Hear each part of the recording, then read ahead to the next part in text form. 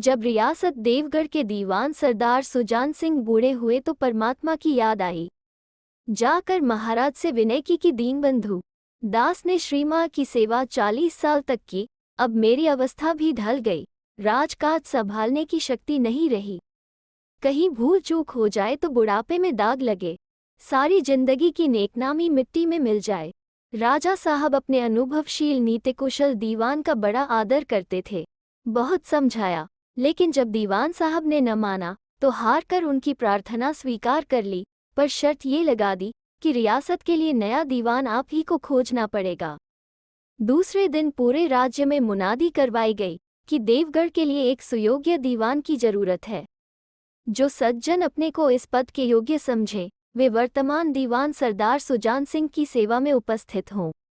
यह जरूरी नहीं है कि वे बहुत ज्यादा पढ़े लिखे हों, मगर हृष्ट-पुष्ट होना आवश्यक है। मंदाग्नि के मरीज को यहाँ तक कष्ट उठाने की कोई जरूरत नहीं। 1 महीने तक उम्मीदवारों के रहन सहन, आचार विचार की देखभाल की जाएगी। विद्या का कम परंतु कर्तव्य का अधिक विचार किया जाएगा। जो महाशय इस परीक्षा में पूरे उतरेंगे वे इस उच्च पद पर सुशोभित होंगे। इस विज्ञापन ने सारे राज्य में तहलका मचा दिया। ऐसा ऊंचा पद और किसी प्रकार की कैद नहीं, केवल नसीब का खेल है। सैकड़ों आदमी अपना अपना भाग्य परखने के लिए चल खड़े हुए।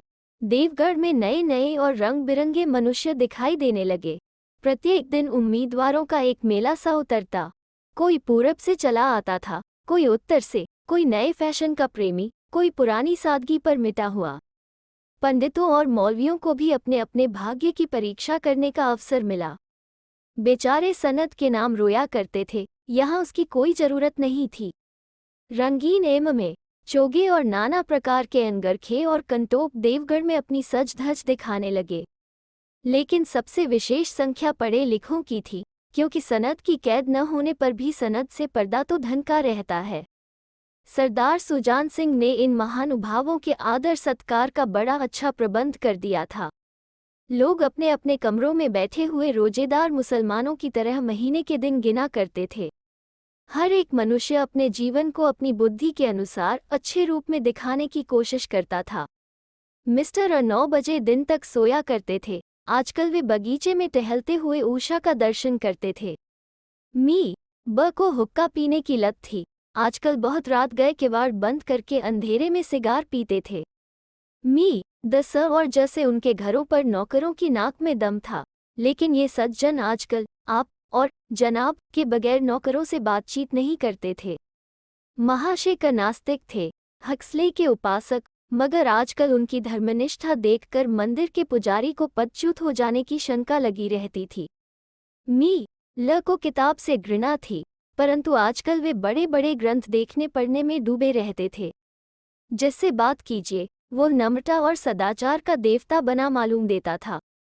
शर्मा जी घड़ी रात से ही वेद मंत्रा पढ़ने में लगते थे और मौलवी साहब को नमाज और तलावत के सिवा और कोई काम न था। लोग समझते थे कि 1 महीने का झंझट है, किसी तरह काट लें, कहीं कार्य सिद्ध हो गया तो कौन पूछता है।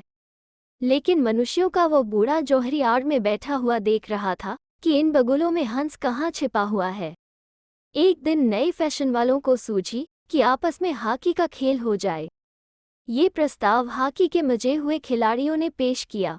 ये भी तो आखिर एक विद्या है, इसे क्यों छिपा रखें, संभव है कुछ हाथों की सफाई ही काम कर जाए। चलिए तय हो गया, फील्ड बन गई, खेल शुरू हो गया और गेंद किसी दफ्तर के अप्रेंटिस की तरह ठोकरें खाने लगा। रियासत देवगढ़ में ये खेल बिल्कुल निराली बात थी। पढ़े लिखे भले मानुस लोग शतरंज और ताश जैसे गंभीर खेल खेलते थे।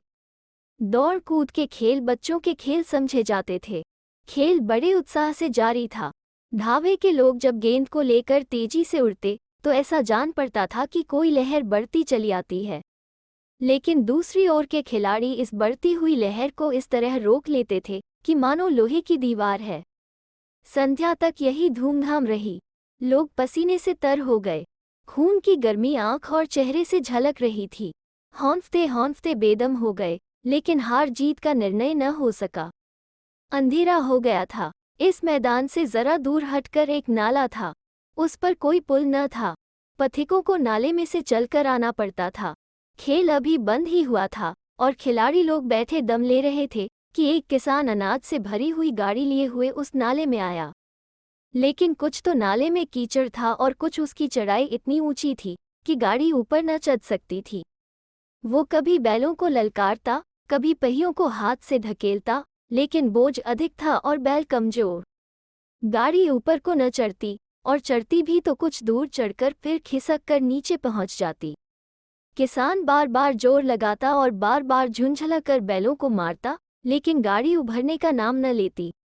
बेचारा इधर उधर निराश होकर ताकता, मगर वहां कोई सहायक नजर न आता। गाड़ी को अकेले छोड़कर कहीं जा भी नहीं सकता। बड़ी आपत्ति में फंसा हुआ था। इसी बीच में खिलाड़ी हाथों में डंडे लिए घूमते घामते उधर से निकले। किसान ने उनकी तरफ सहमी हुई आंखों से देखा, परंतु किसी से मदद मांगने का साहस न हुआ। खिलाड़ियों ने भी उसको देखा, मगर बंद आंखों से, जिनमें सहानुभूति न थी। उनमें स्वार्थ था, मद था, मगर उदारता और वात्सल्य का नाम भी न था। लेकिन उसी समूह में एक ऐसा मनुष्य था जिसके हृदय में दया थी और साहस था।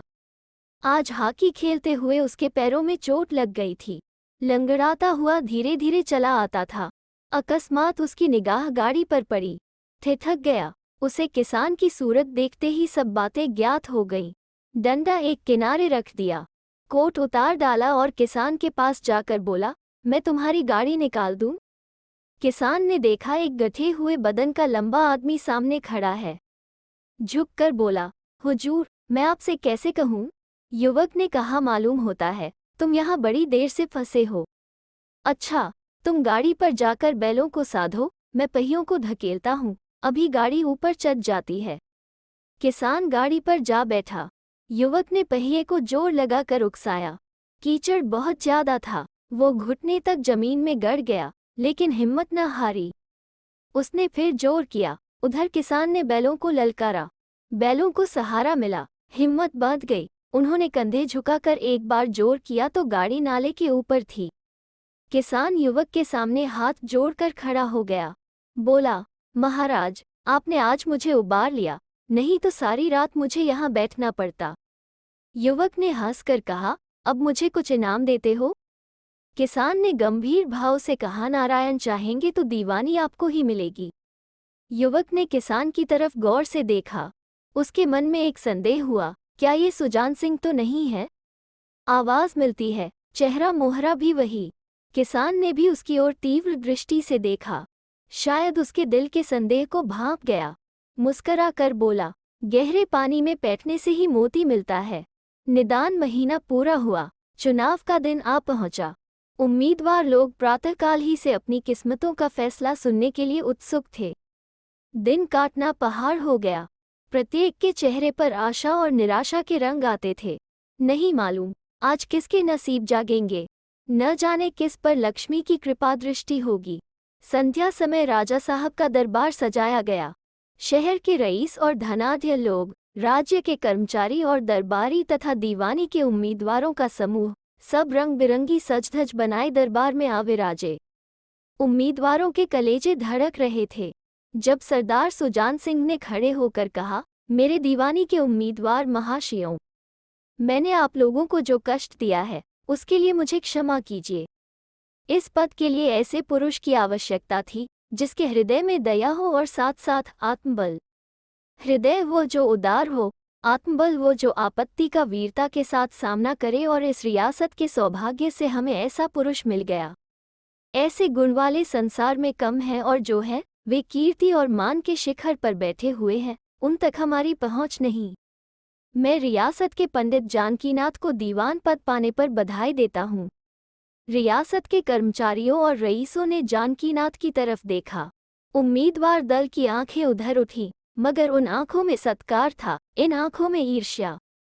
सरदार साहब ने फिर फरमाया, आप लोगों को ये स्वीकार करने में कोई आपत्ति न होगी कि जो पुरुष स्वयं जख्मी होकर भी एक गरीब किसान की भरी हुई गाड़ी को दलदल से निकालकर नाले के ऊपर चढ़ा दे, उसके हृदय में साहस, आत्मबल और उदारता का वास है।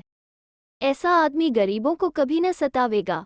उसका संकल्प दृढ़ है जो उसके चित्त को स्थिर रखेगा। वो चाहे धोखा खा जाए, परंतु दया और धर्म से कभी न हटेगा।